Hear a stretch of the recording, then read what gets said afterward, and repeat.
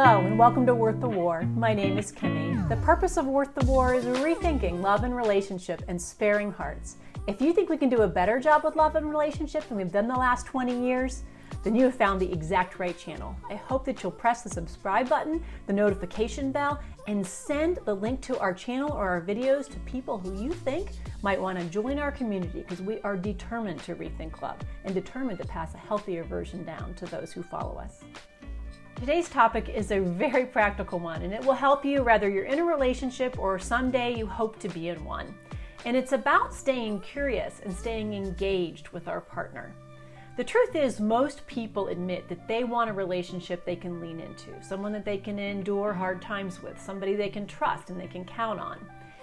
And unfortunately for us, and actually for many generations before us, when we finally find that person, we finally find the object of our longing to have someone like that, we often make a gradual and quiet shift to making that person part of the furniture. They become something to be maintained, to be placated, to actually see as an obstacle sometimes to the life that we see ourselves living. And it might be simple things like household stuff. It could be big things like how their career choice or their recreational choices affect us, or how their financial choices affect us.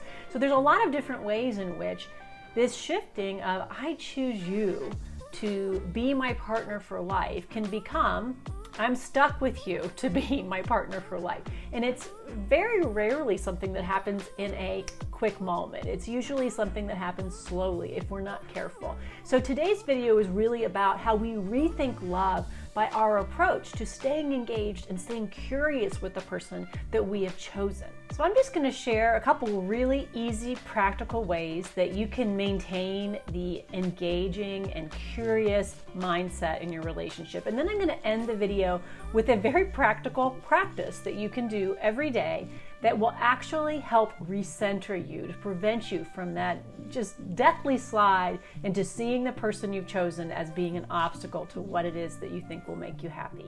This first suggestion is short and sweet. It is, remember the way that you dated and courted or pursued this person. Guaranteed you didn't tell them every single thing about your body, your life, your thoughts. You didn't tell them if you had a hangnail probably on the first date. You might not have shared with them that when you eat broccoli, you get horrible gas. You probably had certain things that you did not share. The point of a really healthy partnership isn't that there aren't things you can't share. Of course, you can share absolutely anything. In fact, it's probably important to know that you can. The point really is, do you need to?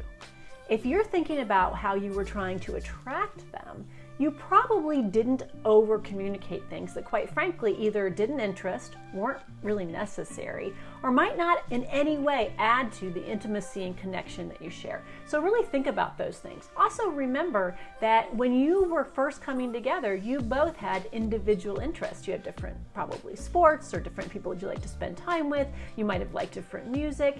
It's okay to keep some of those things as you grow your relationship so that you have something to share with one another that widens and broadens their world. And we all know that abuse really is an isolating or a closing of worlds and choices. So it follows that we should keep and maintain separate interests, separate things that we enjoy, and even a separate thought life. That doesn't mean that we can't be open and honest with one another.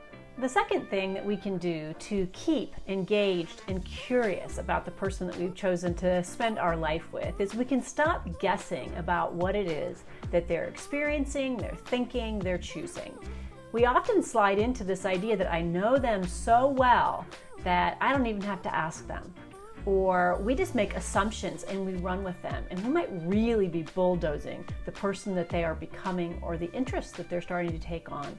So it's really important that we stop guessing and assuming, and we start asking and actually engaging and staying curious in what the answers are.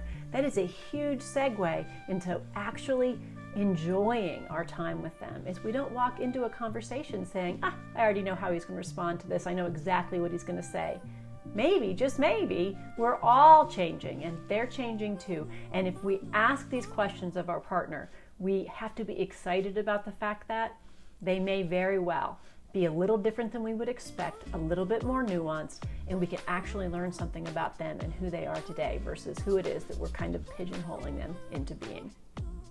The third thing we can do, we're actually going to morph it into the practice, because the practice that we can actually start to do will really bond our mind and our decision making in our relationships to be engaged and curious. And this last section is about celebrating them internally and externally. In other words, changing the dialogue in our head as well as what comes out of our mouth that communicates engagement and curiosity in this person that we spend our life with. So here's the very simple practice. It's very straightforward. So when you get up in the morning, some people do meditation or prayer. We have a lot of different things that we do before we hit our feet to the ground. But we add this one simple little practice. It's just 3 questions that we can ask ourselves that will help us to stay curious and to stay engaged with this person that we actually want to enjoy, not just endure. The first one is, what will blank, put in your partner's name, do today? What do they have on their agenda? Yes, we probably have work, we probably have personal hygiene and all the things that we're used to, but what will they do today that will stand out to them, not to you? Will it be lunch with someone? Will it be maybe going to the store and getting something that they've wanted for a while? Another thing we can do is, how will they be feeling? So first, what will they do? Second of all, how will my partner be feeling about this day? Will they be fearful? Will they be excited? Are they just feeling, kind of low and just humdrum, dull? Whatever those things are, it's really important for us to actually take 10 seconds to consider, because if we're going to stay engaged, we're going to stay curious, it's going to start between our ears. And it's going to start with us actually caring about what their life is actually unfolding to be, how it feels to them, not to us, not what we think it should feel for them, but how it feels to them. Probably the very most important piece I almost left out of this, which is there something we can do either with our words or with our actions that will add or elevate to what they are going to be doing this day? So you can see how the mindset starts to gradually shift and create space for us to be excited about the person that we're sharing our life with, whether we're with them for 2 months or for 2 decades or 3 decades. So the last thing that I'll say is that to celebrate somebody, and this is something I've kind of come into later in life, which I wish I had had when I was younger, to celebrate someone internally and externally means that in our mind, we actually are inventorying the things that we're so grateful about this person, because it's so easy to focus on the things that are difficult, that are annoying, or just kind of strange that you have to kind of deal with or compensate for. But if we focus on the things that we're grateful for, if we celebrate them in our own mind, slowly and gradually, it breaks free a pathway that actually from our mouth, we can start to say the things that we're grateful for in this person. That sounds really small. It's like it's something we could do in 10 seconds. But the truth is, for us actually to feel those things actually takes effort and work. And it is a shift from people who are just spending their lives with someone and allowing themselves to become increasingly annoyed with the things that are difficult about sharing a life together, sharing space together.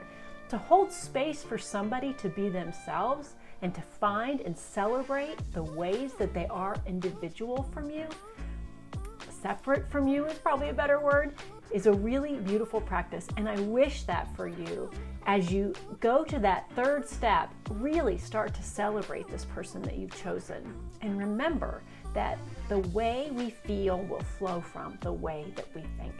I hope that something here has been something that will be valuable for you as you build and grow a relationship, and you teach little ones how they can build and grow relationship with someone that can actually go the distance.